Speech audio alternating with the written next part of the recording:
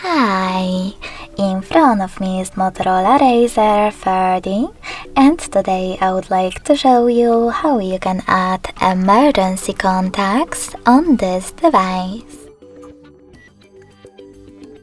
You need to begin by going into Devices Settings and scrolling all the way down to access Safety and Emergency. Following that, click on Emergency Contacts and select Add a Contact over here. Now tap on the one that you wish to add. You can do exactly the same to all the other ones you need.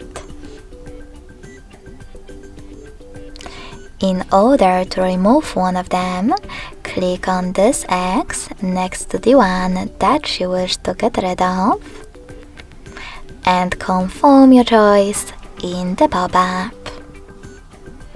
As you can see, after that, my emergency contacts were successfully added.